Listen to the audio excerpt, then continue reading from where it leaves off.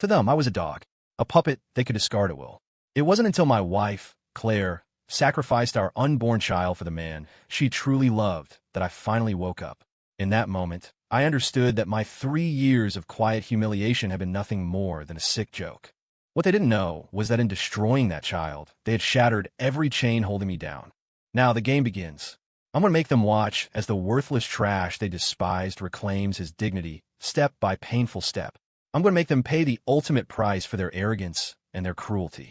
One when my friend told me he'd overheard Claire at the clinic, telling her old flame Julian Vance that she would never have a child with me, that she would wait for him to get his divorce. My world turned to ice. In that instant, I felt no pain, only a profound, bone-deep cold, as if the blood in my veins had frozen solid. Tears streamed down my face, not for my sham of a marriage, but for the child I would never meet, a life extinguished before it ever saw the light of day. From that moment on, I was done being their punching bag. Looking back, my relationship with Claire felt like a meticulously crafted illusion. I met her while traveling. She was vibrant, beautiful, and showered me with an attention so tender I fell for her completely. Then came the proposal, but with a catch. I had to marry into her family. The Thompsons were wealthy, she explained, and she couldn't bear to move away. Blinded by love, I foolishly agreed. For 3 years, I never spent a single dime of the Thompsons' money. I handled all the housework, treated her parents with painstaking respect, and in return, I was met with daily ridicule and insults. I was their live-in help, their family pet. Claire herself was always on guard, terrified I might get her pregnant. I was naive enough to believe they just needed time to trust me, that if I gave enough of myself, I could eventually win them over. I even blew my entire savings on lavish gifts for them, only to watch them toss my offerings aside like garbage. Then came the night Claire got drunk and, in a rare moment of abandon, pulled me into her bed, telling me she wanted a baby. I was ecstatic, thinking she had finally, truly accepted me. But the next morning, I was met not with affection, but with the sting of her palm across my face and the venomous curses of her parents. They called me a conniving bastard, accusing me of scheming to trap their daughter for the family fortune. That's when I first understood. In this house, I would always be an outsider. The news from the clinic was what finally shattered my last illusion. She had never loved me. The light of her life, the one she truly wanted, had always been Julian Vance, the golden boy of the Vance Corporation. I just couldn't understand why, if that was the case, she had ever asked me to marry her in the first place. 2 weeks later, she came home from the hospital. I looked at her, my voice as still and dead as a frozen lake. Why? Her face was a mask of impatience. I was just angry at Julian, that's all. Did you really think I was in love with you? You. So that was it. Julian had gotten married, and despite him, she'd picked me, a convenient tool, to soothe her wounded pride. Just a tool. I repeated, a cold laugh escaping my lips as I turned and walked back to the guest room that served as my bedroom. I hated myself for my own stupidity, but I hated her more for her cruelty. I lay awake all night, thinking, I might not be a high roller, but I could make a life for myself, a perfectly fine one. I had never wanted the Thompson family's money, but she had killed my child. Fine. If they all saw me as a worthless gold digger, then that's exactly who I'd become. The next morning, after showering, I walked straight to the dining room, sat down, and started eating breakfast. My mother-in-law came downstairs and froze, her brow furrowing in rage. Have you forgotten your manners? We haven't even sat down yet. How dare a man who married into this family start eating first? I shot her a cold smirk and deliberately picked up a piece of her favorite Belgian waffle, popping it into my mouth. She exploded. Rolling up her sleeves, she swung a fist at my head. Thud. I shot to my feet and shoved her.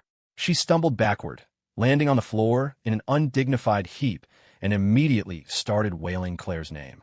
Claire came running down the stairs, helped her mother up, and glared at me. Ethan, are you out of your mind? How could you lay a hand on my mother? My eyes drifted to her flat stomach, a mocking smile playing on my lips.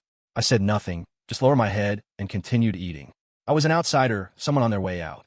No one was going to push me around ever again. Perhaps feeling a sliver of guilt, Claire didn't argue further. She just helped her mother out of the house to eat elsewhere. I looked at the elaborate spread of food on the table and methodically tried a bit of everything. Ethan, have you no shame? Stop eating that. I made it for Mrs. and Miss Thompson, the housekeeper, a woman who always relished bad-mouthing me to the family, snapped as she emerged from the kitchen, reaching to clear the plates. Smack! My backhand caught her across the cheek, sending her staggering. I'm still the son-in-law of this house, I I said, my voice low and dangerous. You will show me some respect. Know your place. You're the help. Stay out of family business.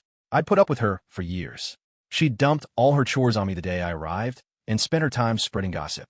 Now that I no longer cared what the Thompsons thought, I certainly wasn't going to take anything from her. You. She clutched her face, a mixture of shock and fury in her eyes, but she didn't dare approach me again. I finished my breakfast at a leisurely pace, even pouring myself a glass of wine.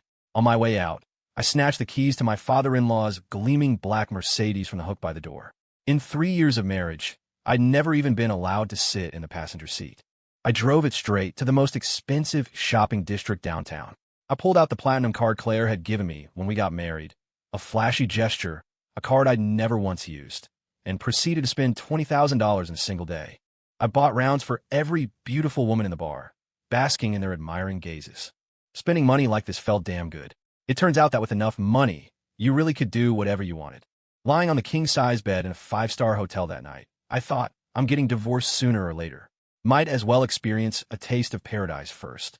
A week later, when I rolled the Mercedes back into the Thompsons' driveway, the three of them were waiting for me, their faces like thunder, blocking the entrance like stone gargoyles. I parked the car, tossed the keys to my father-in-law, and made sure they got a good look at the lipstick smears on my face and neck. Great car, I said with a laugh. A real head-turner, if you know what I mean. Ha ha ha. Ethan, you stole my father's car, and you've been out fooling around, spending money on other women. You've gone too far. Claire lunged at me, pounding her fists against my chest. My mother-in-law shrieked, Claire, cancel his car now. He blew through 30 grand in a week. How much money do you think we have for him to waste? Claire, just marry Julian already. Having this piece of trash in our house is a disgrace to the Thompson name. My father-in-law finally dropped all pretense and laid his cards on the table.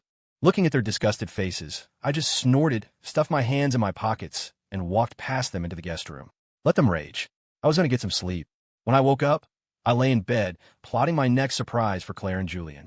Just then, a video notification popped up on my phone. The video showed Julian and Claire locked in a passionate kiss on a street somewhere in Europe. Based on the date visible on a digital billboard in the background, it was filmed just a few days after she'd gotten rid of our child. Interesting, I murmured with a smirk. This was no paparazzi shot. It had to have been leaked by Julian himself, a move to force his own wife into a divorce. I put my phone away and went downstairs to find something to eat. Don't go out. I saved you some breakfast, Claire said suddenly from the living room couch as I appeared. I'm not fit to eat the Thompsons' food. A greasy spoon diner is more my speed. I adjusted my collar and headed for the door. To my surprise, she followed me. I walked into the first diner I saw. She sat down in the booth across from me, her eyes fixed on my face. Hey, handsome, is your wife on a diet? The waitress asked with a friendly smile as she set down my pancakes and coffee. No, I replied, smiling back. She just can't stomach cheap food like this. Claire's face flushed crimson. You're not going out to party again today, are you? She asked, her voice tight. Can't say for sure. If one of the girls from the other night calls, I can't just stand her up. I gave her a deliberate wink. Julian's video was out there. A divorce was inevitable. Why should I sit at home and mope? I was going to live it up as a playboy for as long as I could. After breakfast, as we walked out onto the street, she grabbed my wrist. Don't go. Ethan, have you even considered my feelings? I'm still your wife. How can you go out with other women every day? Wife. I laughed as if it were the funniest joke I'd ever heard and yanked my arm from her grasp. You stopped being my wife the moment you sacrificed our child. I hailed a cab and left her standing there, stunned and alone on the sidewalk. Over the next few days, Julian's video was, as expected, taken down. I did some digging and heard that he was trying to divorce his wife, but she was the daughter of another powerful family and was fighting him tooth and nail. Things were getting ugly. This, I thought, was a perfect opportunity. I paid someone to release the video my friend had taken at the clinic, the one showing Claire and Julian going in together on the day our child's life was ended. The internet erupted. The video went viral, shooting to the top of the trending topics on Twitter. Now, even if Julian didn't care about the scandal, there was no way his high society wife would ever swallow this humiliation. This was the first down payment on the debt they owed my unborn child. I had barely stepped through the door at home when the Thompsons' tribunal began. Did you leak that video? You just can't stand to see my daughter happy, can you? My mother-in-law screamed, pointing a trembling finger at my face. Letting you marry into this family was the greatest honor of your life. Instead of being grateful, you dragged my daughter's name through the mud. Are you even human? My father-in-law bellowed, his fists clenched in fury. Claire said nothing. She just stood there, her eyes red-rimmed, staring at me with an intensity that could burn holes in steel. An honor? I laughed. I didn't come to Thompson family for money. I came because I thought Claire loved me, and for that, I was willing to endure anything. But how did she repay me? This is her own doing. It has nothing to do with me. Without another word, I turned my back on them and went to my room. Divorce was coming. There was nothing more to say. Late that night, there was a soft knock on my door, for I opened it to find Claire standing there, her gaze darting away, unable to meet my eyes. What is it? My voice was ice. It's been 2 weeks. Aren't you? Coming back to the master bedroom. I'm just the outsider who's about to be kicked out. I'm fine here. Just let me know when you want to sign the papers. I started to close the door. She pressed her hand against it, holding it open. Her voice was trembling, pleading. When did I ever say I wanted a divorce? Husband, please come back to our room. It was the first time she had ever called me that with such desperation. I let out a cold, humorless laugh. You got the wrong guy. Julian's your husband. Slam! I forced the door shut. From the other side, I could faintly hear the sound of her muffled sobs. In the days that followed, her parents' attitude toward me soured even further, escalating into screaming matches nearly every time we were in the same room. Ethan, you were never like this. How did you become so disrespectful? You punk. I was blind to let my daughter marry a useless piece of trash like you. I calmly took a bottle of juice from the fridge, settled onto the couch, and watched them with a faint smile. The old Ethan is dead. The only reason I ever showed you respect was for Claire's sake. Did you really think I give a damn about your money? That shut them up. He was right. A son-in-law who didn't care about their fortune was a man they had no leverage over. Watching them tremble with rage, utterly powerless, I felt a flicker of grim satisfaction. That night, I saw on the news that Julian Vance and his wife had officially divorced. Finally free. I murmured to the night sky, a strange sense of excitement building inside me. Sure enough, it wasn't long before Julian himself showed up at the door. The way Claire's parents fawned over him, bowing and scraping, was nauseating. Mr.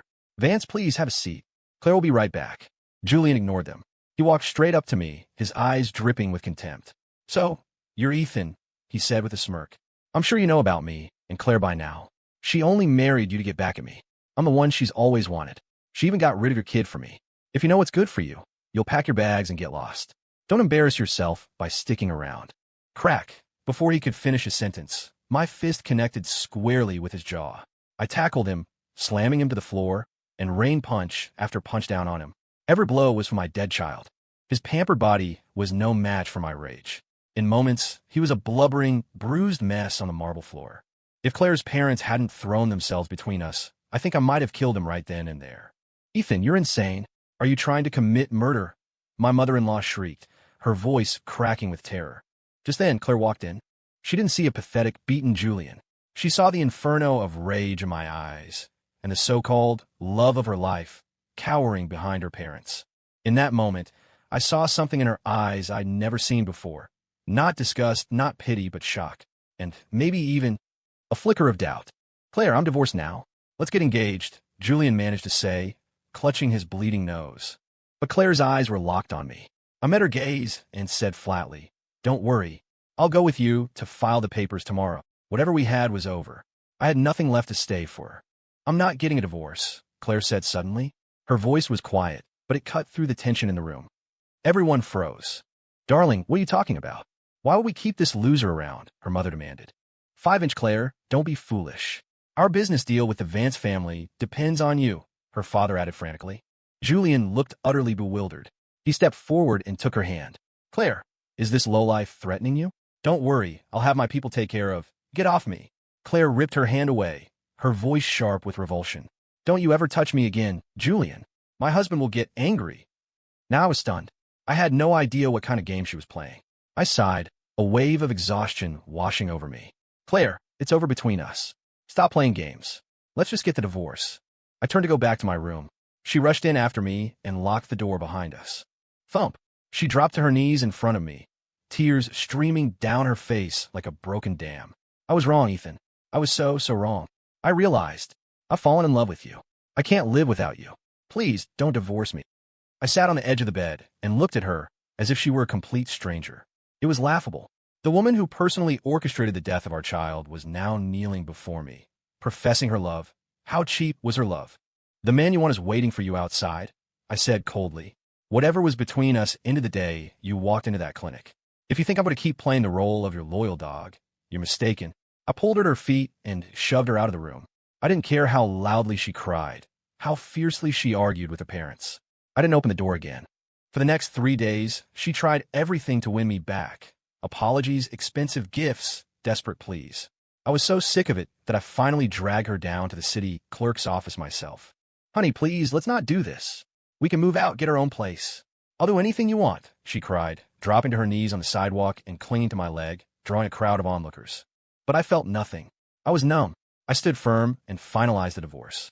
The moment the clerk handed me the divorce decree, I felt a lightness I hadn't known in years. I packed a small bag, left without taking a dime of their money, and started a new life on my own. I drove to the coast and rented a small apartment, planning to stay for a while, find a simple job, and clear my head. But when I got back to my place that night, my brow furrowed in disbelief. Sitting there, leaning against my door under the dim hallway light, was Claire. She was poured into a skin-tight, sexy black dress, her figure stunning, her expression one of manufactured vulnerability. Honey, you're back. I missed you, she said, forcing a weak, placating smile. I opened my door without a word, intending to shut it in her face, but she threw herself against it, trying to squeeze inside like a woman possessed. Claire, we are divorced. Have some damn self-respect. I growled, my patience finally snapping. This woman had told me, to my face, that she would never have my child, that she would only ever wait for Julian. Those words were burned into my memory. All I felt for her now was hate. Honey, I've cut ties with Julian completely. He'll never bother us again. Please, just forgive me this one time, she begged, her beautiful eyes shimmering with tears. I said nothing. I just used all my strength to push her back out into the hall and slammed the door shut. The next day, I decided to walk down to the local food truck park, hoping to recapture some of the simple freedom of being single. I'd barely reached the corner when I nearly collided with a young couple who were all over each other. Watch where you're going. Get away from us, you lonely creep, the girl snapped. What are you looking at? You want to start something? Her boyfriend added, puffing out his chest and grabbing the front of my shirt. I was about to lose my temper when Claire appeared out of nowhere, pulling me behind her. The couple's bravado deflated slightly when they got a look at her. Are you trying to shake him down for money? Claire asked, not waiting for an answer. She opened her purse, pulled out a thick wad of cash, at least $2,000, and threw it in their faces. Is this enough? The pair scrambled to pick up the bills and scurried away. I ignored the envious stares from passersby, shook my head in disgust, and kept walking. See, honey, without me, people will bully you, Claire said, sticking to me like glue as she followed behind me. I'll give you lots of babies to make up for the one we lost, okay? How's that sound? I wanted to laugh in her face, as if the humiliation I'd suffered at the hands of her family wasn't the worst bullying of all. For the next few days, she was my shadow. Everywhere I went, she was there. One day, I went hiking and, by a stroke of luck, ran into Sophie Miller, the one that got away. We'd known each other in college, and I'd had a massive crush on her. I'd heard she was still single, and my heart gave a hopeful leap. We fell into an easy conversation, hiking all the way to the summit together. We were sitting side by side on a large rock, catching our breath, the atmosphere perfect. Ethan? You know her. A breathless voice shattered the moment. It was Claire, having somehow managed to climb all the way up after us. You have a sister? She's beautiful, Sophie said, smiling a little awkwardly. Cousin. She's my cousin, I said quickly. But Sophie's expression had already shifted. I knew, in that instant, that whatever chance I might have had was gone. That night, back in my apartment, I finally exploded. Claire, what the hell do you want from me? Can you just leave me alone? You ruined my one chance at happiness. You want her? Claire's eyes lit up with a manic gleam. What if I help you get her? She said with a sly grin. If I do that for you, will you agree to remarry me? I thought she had lost her mind, but I never, ever would have imagined that later that same night, Sophie Miller would actually knock on my door. Her cheeks were flushed as she told me she'd always admired me, and then one thing led to another. The next morning, Sophie was curled up against my chest. Ethan, she whispered, Claire is a good person. She really, really loves you. You should give her another chance. I froze. A deep, spreading chill crept up from the pit of my stomach. I looked at Sophie, and for a split second, her eyes flickered with something. Off. I understood. I calmly got out of bed, put on my clothes, and walked into the living room. Claire was sitting on the couch, watching me with a look of smug triumph. Satisfied, I asked her, "As long as you'll remarry me, I'll give you anything you want," she said, standing up to embrace me. I took a step back, dodging her touch.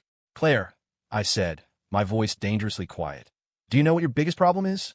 You honestly believe money can buy anything. You can pay Sophie to put on a show for you, but you can't buy back my heart. And you sure as hell can't buy back her dead child." My words struck her like a physical blow. The color drained from her face, leaving it a ghastly white. "Now, you can get out," I said, pointing to the door, my voice final. "From this moment on, stay out of my life. Your love is filthy, and I don't want it." Then I took out my phone. Right in front of her, I called Sophie and put her on speaker.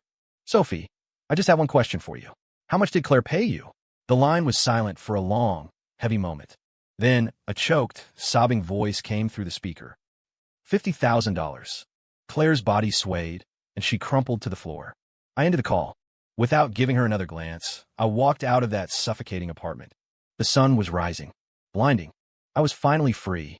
As for Claire, her reckoning had just begun.